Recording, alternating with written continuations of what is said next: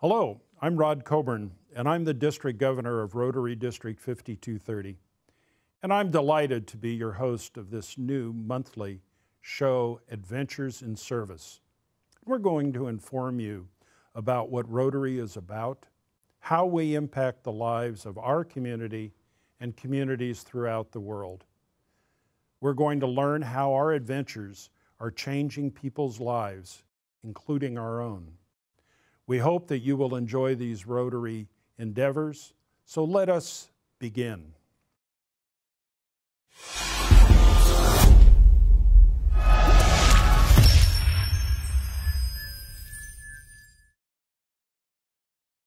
Hello, my name is Celeste Barron.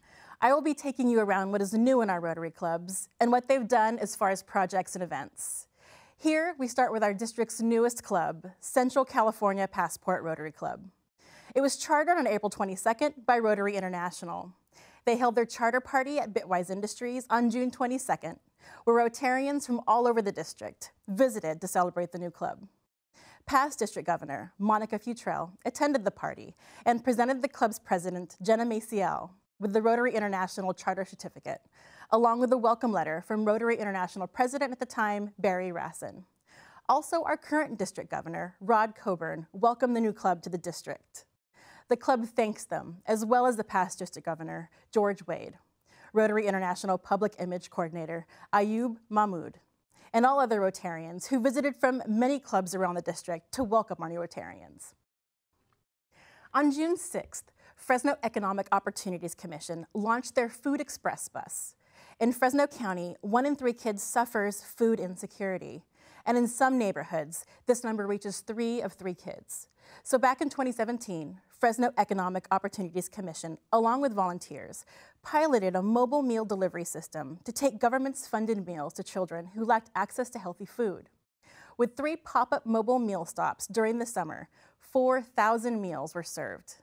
Therefore, they figured that a mobile bus would streamline operations and allow us to serve healthy meals to more children.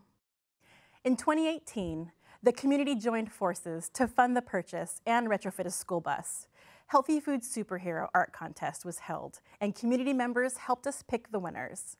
North Fresno Rotary used their Friends of Rotary District 5230 grant and was able to raise $8,500 for that project. With that, we end our news for today. If you are a Rotary Club in District 5230 and you have something going on that you would like to share with us, please let us know by sending an email to news@adventuresinservice.tv, and we will make sure to mention it. It was my pleasure, and we'll be back with Rod after the break.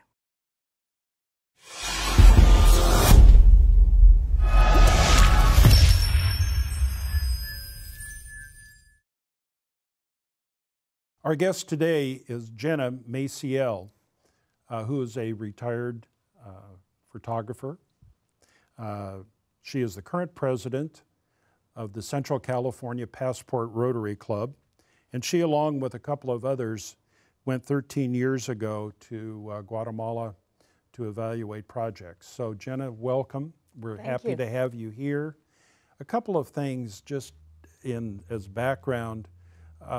Passport Rotary Club, that's kind of a new concept in Rotary. Yes, it is. We're trying to identify a need in our Rotary world, which is that of people that can attend a weekly meeting. Maybe they're more millennial-minded and are very focused with their career, and they just can't do a weekly. So a Passport Club has a lower attendance requirement, but still has all the fundamentals and beliefs and foundations of a traditional Rotary Club. Terrific. And so you're involved in projects along as a Rotary. Yes. So why did you join Rotary as a professional photographer? I joined Rotary, I just heard rumor of Rotary and that they did a lot of service projects, both locally and abroad. And I turned 40 and I was comfortable in my life, and my children were grown, and I just really wanted to give back, and Rotary was the perfect format for me to do so. And so how did Rotary play a role in you getting to Guatemala and starting this project? Well, it kind of happened by accident. I was at a district conference, and they had shown a film on actually the wheelchair program, and I was very excited about that, so I ran back to my club afterwards and said, hey, let's do wheelchairs. I'd love to be involved. And they said, well, we've done wheelchairs for the last few years, so we're actually looking to do something different. And then I heard, again, through the district about a club that was finishing up a project in Guatemala. I didn't know anything about Guatemala at the time, other than I knew I was excited to go find out, go be there. So I called them and said, hey, can myself and a couple of other of our club members tag along on your trip and see the end of your project, and then maybe evaluate a future project for ourselves. They were working with a Peace Corps worker who had a friend also in the Peace Corps, and this friend couldn't get anyone out to her remote location, which is in Lanquin, which was about 8 hours drive from where the project was going on that Lemoore had. And so we went there at the end of Lemoore's project and fell in love. We all did, with the area, and the need was just great, and been going back ever since. I think I've been 23 times now. That's outstanding. Now, Lanquin is a very small community. Yeah, it's about 12,000 people. And economically disadvantaged. Oh, yeah. The average income, probably, if you want to equate it to the US dollar, $25 a month for a family. So you assessed that there were multiple needs in that community prior to establishing your project. Yes. What is your project's name? Well, there isn't really an official name other than Guatemala Scholarship Program. Okay. Because that is the heart of our projects. That's the one piece of the trip that is always the same, and that's the scholarship end. But we've also done other things along the way. We've had medical clinics, we've had a dental clinic, we've done nutrition projects, clean water, a variety. But the scholarship is the one that goes on every year. And it's important to me because I really believe in teaching a man to fish versus just feeding a man to fish. So describe your scholarship project. The children of Guatemala, the indigenous children, are only educated by their own government up to 6th grade. After that, they have to be self-funded. So we decided to start a program that would take them to the next level, which is called Básico, which is kind of like junior high. And then from there to Carrera, which is a combination of high school and junior college. So after attending Carrera, they can be a teacher or an administrator. And so that's what we began. It's been since 2007. So what I heard you say was there was a whole lot of needs in the community, as in Guatemala itself. Mm-hmm. How did you prioritize those needs into an action plan? Well, if I understand your question, I believe that you're asking, how did I decide to go with scholarships? Or? Right, as opposed to any other activity. Well, we kind of did a little bit of a lot of things, but again, that takes me back to, I just really feel that education is the way out. It's the way that they become better people, not just one person for one day, but that person for that day and the next day and for the rest of their life, their children, beyond them, their grandchildren. I mean, it's just a trickle-down effect with education. And personally, that was why I wanted to prioritize it. And also, it's one of Rotary's 5 areas of focus. I believe they agree with me, Yes, too. they do, So. In fact. And we're very glad that you have promoted that project. You know, we get information about safety in Central America, South Central Mexico, America. Mm-hmm. Has that been ever an issue for you? It's always, as a team leader, it's always an issue for us because our #1 priority is safety of the travelers.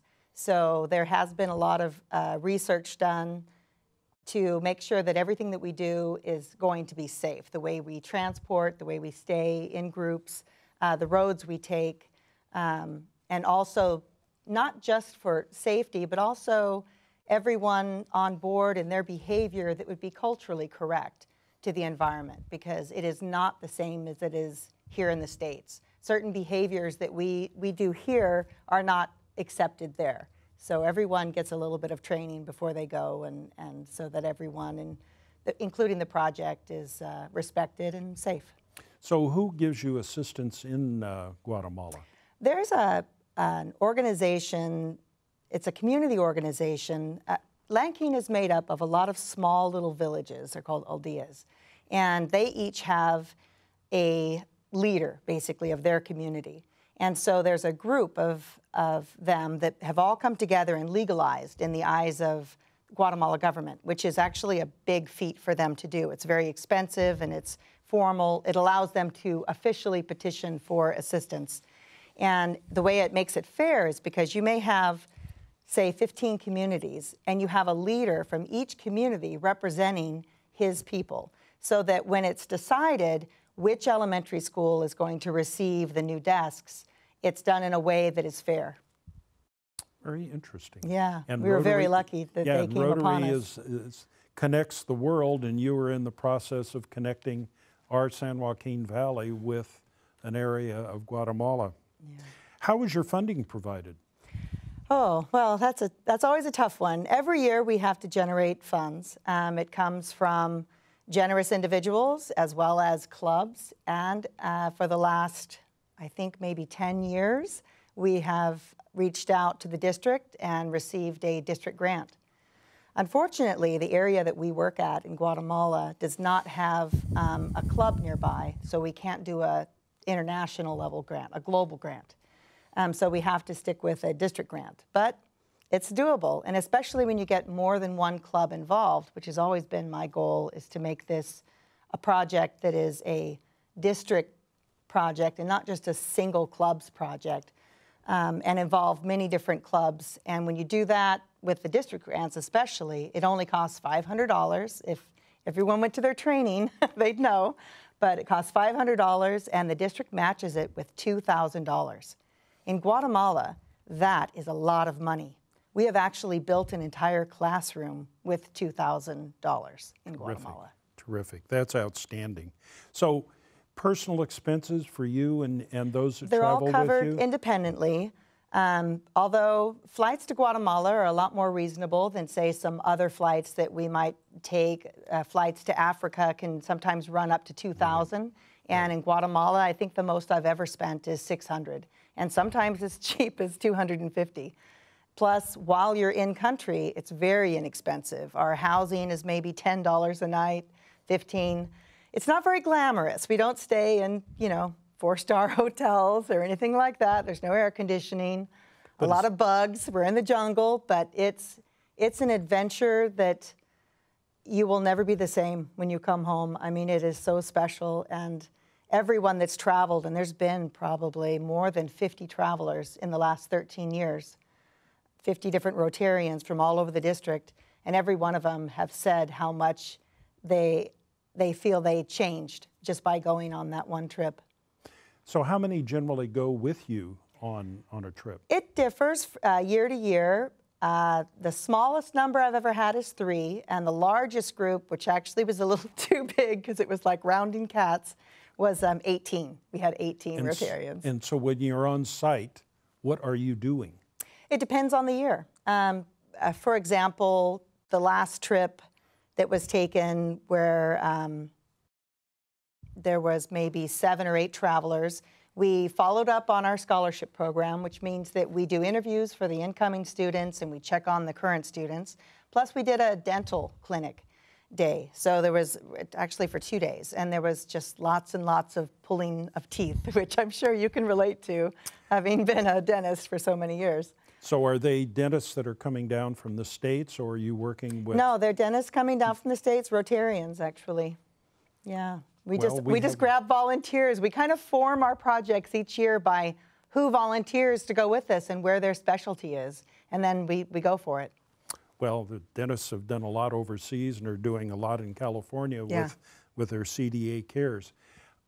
One of the issues that always seems to come up, which is a real boon to Rotary, is the Charity Navigator, which rates nonprofit organizations, has given Rotary International its highest ratings because of its oversight of projects like this. How do you account for the funds and what, so that people know that if they donate to you, that they are getting a great bang for their buck? How do you account for all of that? And well, typically, with the exception of personal travelers, I personally tend to spend a lot of my own money just because it's my desire, and I don't make myself prove to myself. But with clubs, if they're part of the grant, there's a grant report, a final report that's given. And in addition to that, I come to the club and I give a report to the club, showing the images, showing the action of what it was that we were doing, whether it was a giveaway of school supplies to an elementary school, or if it was, you know, something medical or clean water. And so there's full transparency with the way we report back to the people that donate. so if someone is in a Rotary Club now as a Rotarian, or if they're a non-Rotarian and they want to participate in the project, we'd love to have them become a Rotary member, whether it be with your Passport Club or with one of the more traditional clubs. Yeah. There are ways that people can then interact with you through the Rotary existing hierarchy of organizations to be able to get funds to you. Is that correct? Absolutely correct. Okay. And not only, obviously, every project needs funds, but we're looking for people. We're looking for people that want to be involved at some level, all the way from traveling with us and having that experience to maybe helping to find, say, for example, if we were doing a dental day, we typically give out lots of toothbrushes and toothpaste and things like that. So everyone should have a dentist and should have a resource to be able to, you know, ask for a donation from them to pass on to us so that we can take down those items and distribute. So what do you see as the future of your project and projects in Guatemala? Well, I would hope that it would continue for many, many years, but as far as the project that we're doing now, but even if it stopped tomorrow, everything that we've done to this point, we have educated children in communities that never saw an Indigenous child pass 6th grade. And now they have a teacher. They have a female teacher, which is really unique if you know the history of Guatemala and how they treat boys differently from girls. But instead of them hearing from someone, oh, you can do it, they know they can because they see an actual person from their community that made it, that is now a teacher and is leading the way. So I feel like we've already succeeded. And I just wish to repeat that formula, you know, for many years to come. So it's an ongoing project to fully sustain the project in the community itself.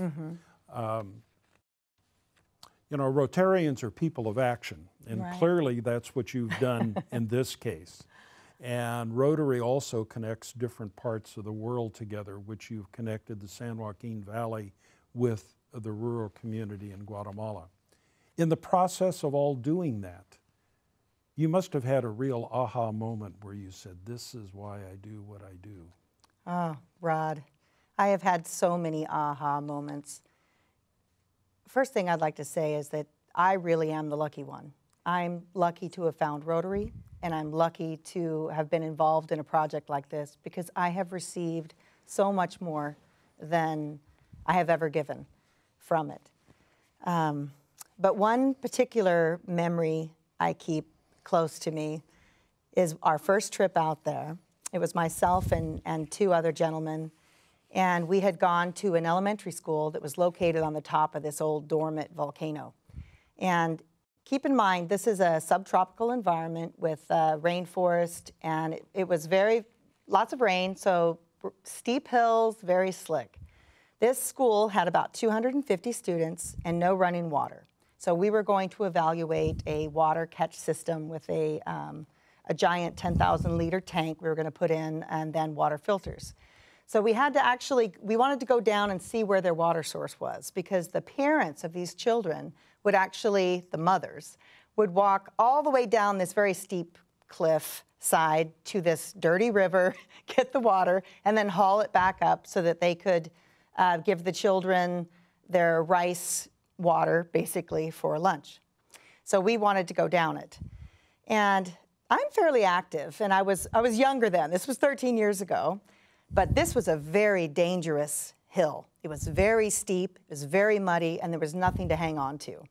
So as I was walking down, there were lots of children that were around us, but the female children were very, very shy, and they also stuck together in little groups. And so I didn't see the girls, because they were always off hiding somewhere. But the boys were kind of running around like it was no big deal to them, but I was going down. And I got to this one point where I thought, I could seriously injure myself at this point. I don't know how I'm going to get across. And then out of nowhere, I just felt these little tiny hands touch my hands, because the girls had been watching me, and they saw that I was at a point where I couldn't continue. And they just grabbed my arms and my hands, and they just held me down, helped me down that one spot that was so dangerous. And I made it to the bottom and back up again. But that just warmed my heart, and it just told me that even though we were big and scary to them, and they didn't know whether to trust us or not, you know, these are little innocent children that were being innocent children, and they were there to help me when I needed them. So I was definitely going to be helping them in return. Children are children, no matter where they are. Mm-hmm. In a big mega sense, how have you seen changes in Guatemala in the 13 years that you've been going down there? Wow. There's been huge changes in Guatemala. On our very first year that we were there, especially in our area, they had never seen any white people. There was no tourism, and we were very far off the beaten path. And that same trip where we went to the school, as myself, who was 5'8", and two other Rotarians, males that were 6'2" and 6'3", we had to hike in because it was being washed out with the rain. So we hiked in and came over this little peak to the school. The children saw us, and then they started screaming and running and saying something that we didn't know, because they speak K'chi'. They don't speak Spanish. They speak K'chi', which is an indigenous language. We found out later they were saying, "White giants, white giants." Oh. So anyhow, from that point where they hadn't even seen us to now, there was a consecutive project around the same time that I was there with the Peace Corps. And they were putting in these platforms, these walking platforms, into Sumac Champey, which is the 8th wonder of the world. It's a beautiful national park. Since that project was completed, more and more people have come into the area, and now there's lots of exposure. In addition to that, the country has established a tourist police system to encourage travelers to come in.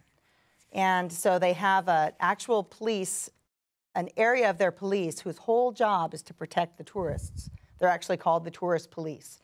And since then, it's opened it up to many different Rotary clubs and many different countries and organizations, NGOs of all kinds, to come in, because it's much safer now that those police are out actually protecting all the tourists that are on those roads. So yeah, there's been a huge change in the last 13 years. You know, it's interesting that you brought up water as a issue down there. Mm-hmm. Rotary has dealt internationally with water in other areas, with potable water, storing potable water, but it's also been within our own San Joaquin Valley in East Porterville, which had a water problem, which became a cooperative effort of not only U.S. Rotary clubs in this valley, but also a club or district in India that participated with us as part of a project that we had done in their area in India. Right. So it's people coming together, connecting the world through Isn't Rotary. that amazing? It is. And in the long run, having peace and harmony in the world gets done because of personal interaction between those of us that go down there. Is there anything else that you would like to tell me about your experiences down there that I didn't ask you about? Well, I definitely would just like to reiterate how thankful I am to be part of Rotary, and to mention to the clubs in the district, if they haven't found a home for their district grant, that I would be happy to assist them in how they can get involved with us, with a very small, amount of money from the club itself, only being $500. Right. So smaller clubs can get involved in an international project that maybe thought they couldn't because they're small and they have a small budget. Again, not just the money. We're looking for people. We're looking for travelers, other Rotarians. And Rotarians are people of action. So Yeah. for $500, not only does your club put in $500, and that gets multiplied by funds which are available to the Rotary District on a matching grant basis. Well, that was our main segment. Jena, I am so pleased that you were here. Oh, thank you. It is such a pleasure to hear about a program like that. And we're going to take a short break, and we'll get back to you about some forthcoming events.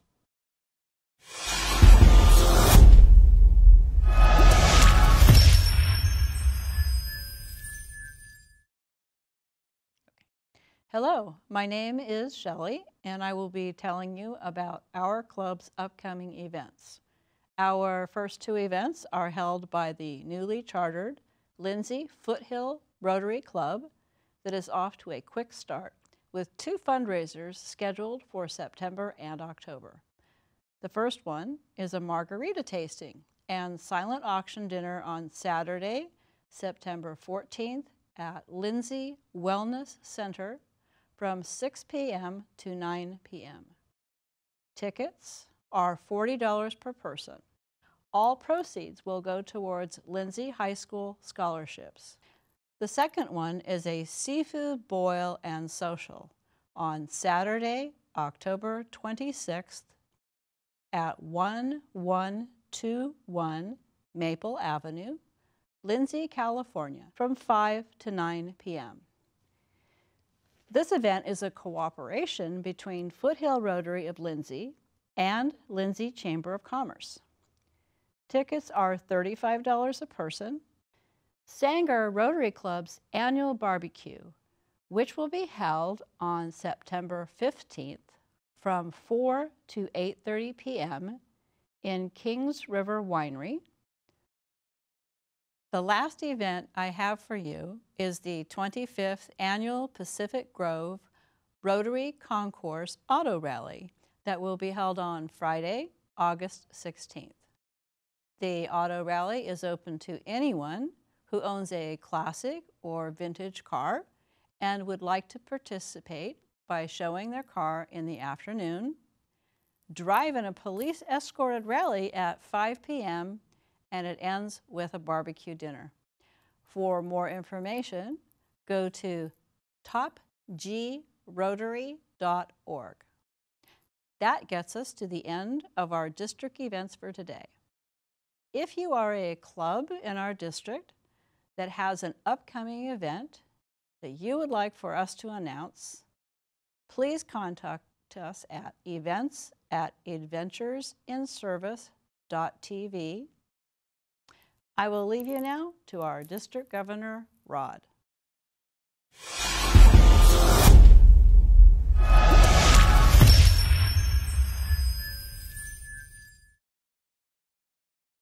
Well, thank you for watching the premiere edition of Adventures in Service, profiles of people making a difference here and abroad. And so if you have any feedback or if you'd like to volunteer in our show, please feel free to contact us. Contact us at adventuresinservice.tv. Again, thank you, Jena, for being here. You are the light. You have a great project, and we just so appreciate you being here. Thank you for having me. Next month, we will do this again with another guest on a fascinating look at how and why Rotarians that enhance people's lives throughout the world.